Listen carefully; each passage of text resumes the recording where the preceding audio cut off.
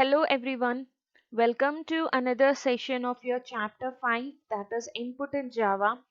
In this session we are going to see two topics, that is testing and debugging and the types of errors. First we will see what is testing and debugging.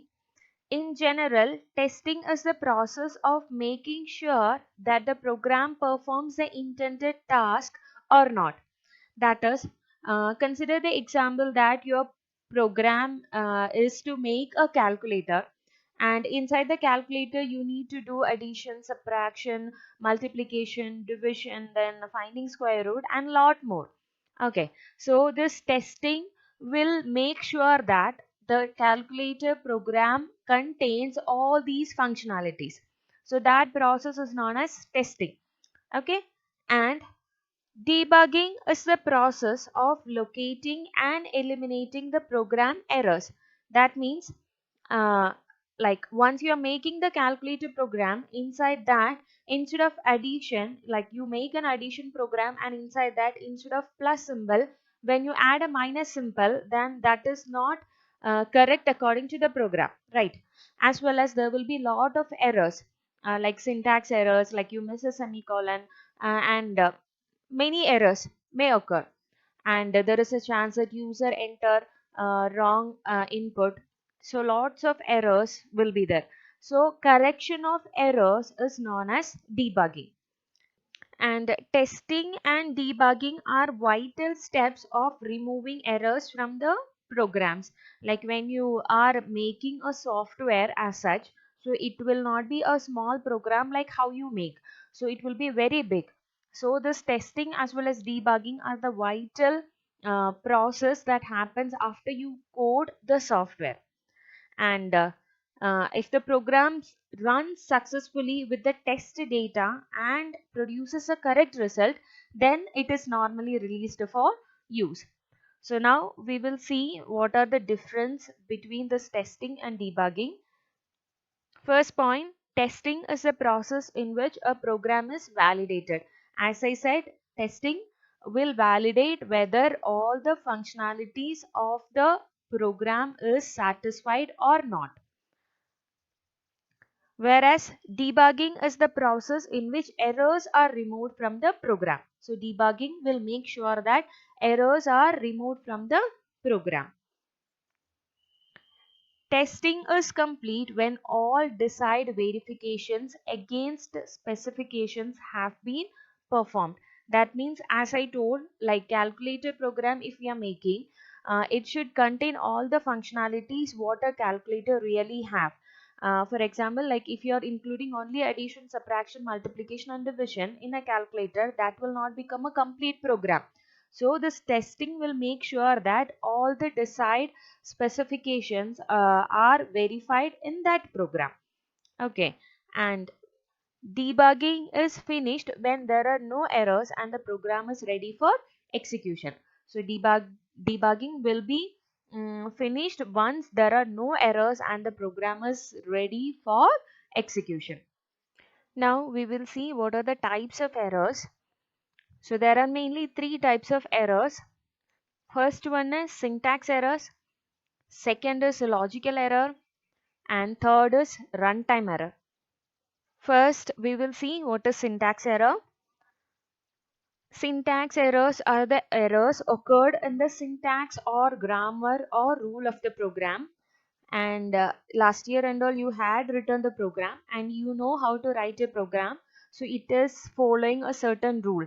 Like after class there should be a space, then the class name, then open braces, then again public a space, then static a space. So you know there is a syntax followed by program code, and if any error occurred in the syntax of the program, then it is called as syntax error, and it will be identified by the compiler. So you have noticed that after coding is done, you give the compile option, and when the compile option is given, you will be noticing that if at all any errors are there, compiler will notify you there is an error.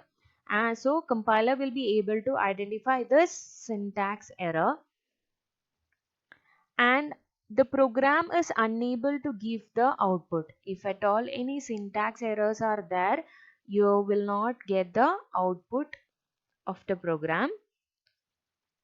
Your examples are like syntax errors occurs whenever you miss semicolon, variables are not initialized, missing brackets, etc. Now we will see an example for syntax error. Class syntax error, public static void main int a comma b, a is equal to 10 comma b is equal to 20, c is equal to a plus b, system dot out dot println, the sum is equal to plus c. And I'm going to compile it, and here it is showing that semicolon is expected. Okay, so here a comma b, and again you cannot define, you cannot initialize a variable with in the same line, so you have to give a semicolon, then enter. Now we'll see compile, and again one more syntax error is there, so that is it is missing again a semicolon, so put a semicolon there and again compile. And now variable c is missing, that means I did not initialize the variable c.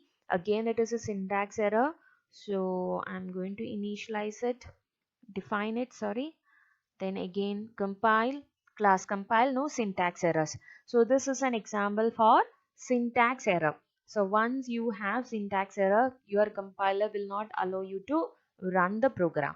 Now the program is ready to run. Now we will see what is logic error. And logic error is an error in planning the program's logic. That is, like if the program is to add two numbers, and if you give instead of plus symbol a minus symbol, then the whole program's logic is wrong there. So such kind of errors are logic errors, and the compiler is unable to detect the errors.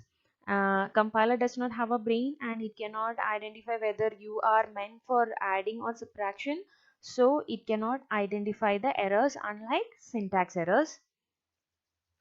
The program gives the undecided output. In syntax errors, the program was unable to give the output, whereas in logic error, even though if you have a logic error, the program will give you an output but not the correct output. It will give you a wrong output, that is undecided output. Example is using minus, as I said, like using minus operator to find out the sum, then missing brackets while calculation, that is Bedmar's rule, uh, that is again a mistake, then substituting wrong numbers for calculations, etc. See the example for logic error. Class logic error, public static void main int a is equal to 10 comma b is equal to 20 comma c float c1, c is equal to a minus b, c1 is equal to a plus b by 2, system dot out dot println, the sum is equal to plus c. So my program is to find out the sum of two numbers, but here I am giving minus symbol, so it is a logic error. And system dot out dot println, the average is equal to plus c1, and my intention is to find out the average of these two numbers, so it has to be added a plus b. So 10 plus 20, that is equal to 30, and 30 divided by 2, it should be 15. So now we'll see whether we are getting a desired result or not. So compile, class compile, no syntax errors, minimize the screen, and we'll run the program.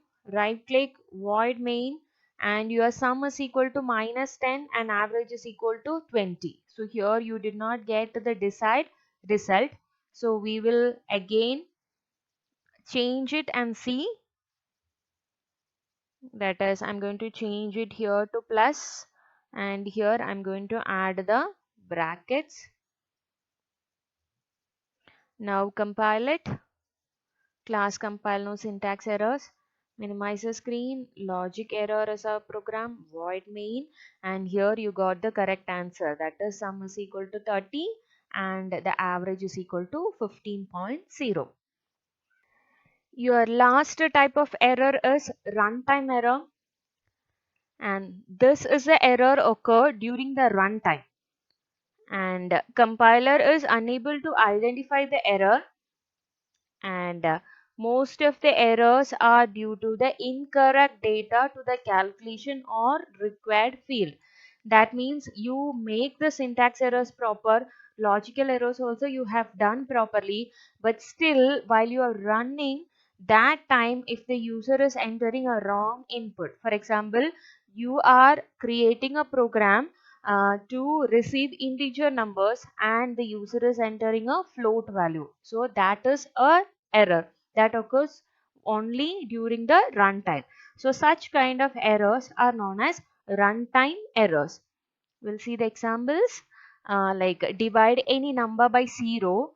Like you cannot divide any number by 0. So like I'm giving three numbers to be divided, and if the user is pressing to be divided, that is 0, then it is a runtime error, and providing a float value to an integer variable that I explained already. So these kinds of errors are known as runtime error.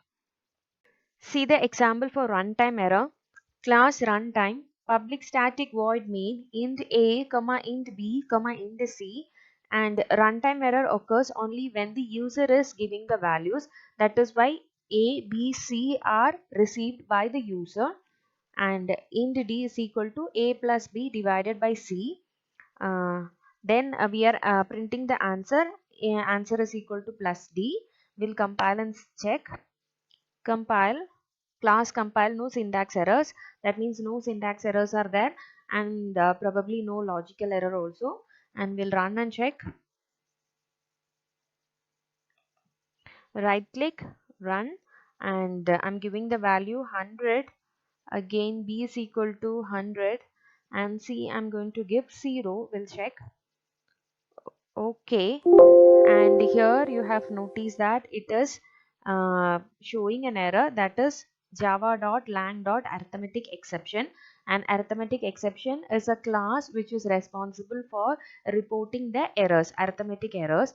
Then what is the error is divided by 0, and we'll see this is an error which is reported by the compiler, as well as you can see that in the terminal window also you have the same error reported, that is java.lang.arithmetic exception, that is division by 0 at runtime.main. That means during the runtime this exception has occurred. So this is an example for runtime error.